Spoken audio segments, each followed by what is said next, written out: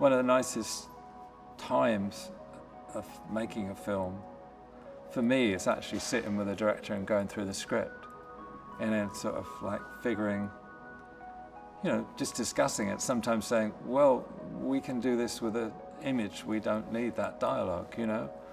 Or what if we did it this way? What if, you know, and just, because so visualizing a script isn't always just saying, taking exactly what's on the page and okay, what image, where are the actors going to stand, what's the background, you know, what's the light on the act. It's not always just that. It's like, it's playing with the scene in a much more deconstructive way, in a way, you know?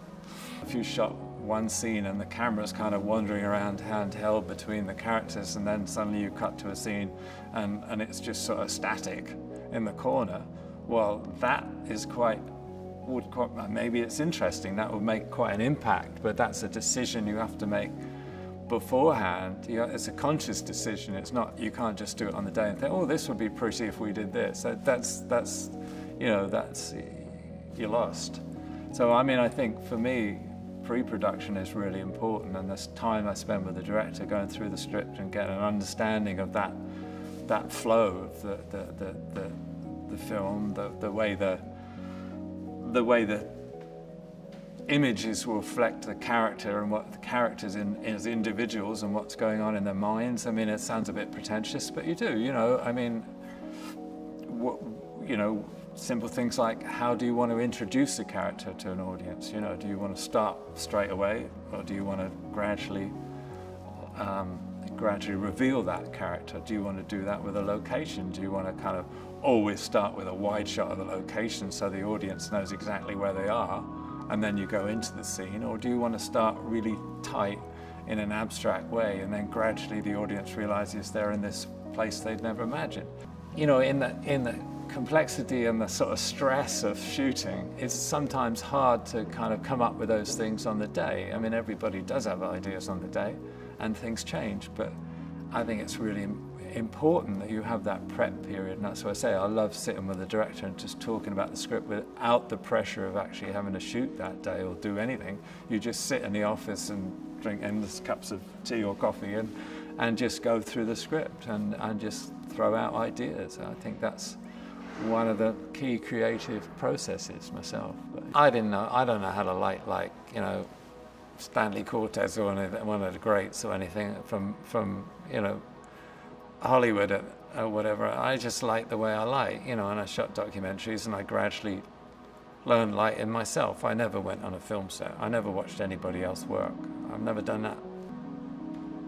But as I say, just in terms of technically what I would do on a set, it was very much a learning process that I would just find out really as I went along, you know.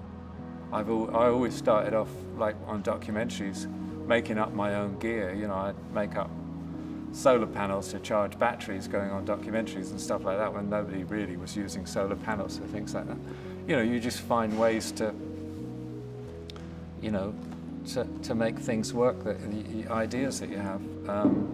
So I'd always make up lights, my own lights, just with household bulbs and stuff like that. And I still do. I still do that on a set.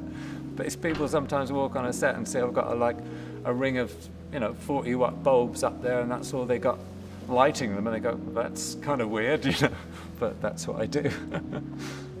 Yeah, I mean, most of the films, I suppose, most of the films I do are very quite naturalistic, and that feels that, you know, like Assassination of Jesse James. I mean, I didn't want a scene that's lit by an oil lamp, you know, but then have a light on the face that you go, where's that coming from? You know, I wanted the thing to feel very authentic. So, yeah, and that was, you know, shot on film, so you couldn't really shoot that much with a little flame in an oil lamp. So you have to find ways of dummying that effect as though it, you know, still looks like an oil lamp that's lighting the scene, you know. You know, in the old days, people would have a lamp on a stick and they'd pan it with a character as they were walking around and carrying a lamp and all that. And I mean, I admire all that stuff. It's fantastic, and I did a bit of that myself on a job or two early on. But it's, it ends up, it still doesn't look authentic, and I think it takes you out of the moment and the feeling of authenticity. So yeah, I'm constantly obsessed about how to make things look as real as possible, I suppose. And you're always learning, every film you learn. I mean, the last one I learned no end of stuff on. You know, it's all right coming up with an idea, but it's pretty scary. You come up with an idea and you've never done it before, and you really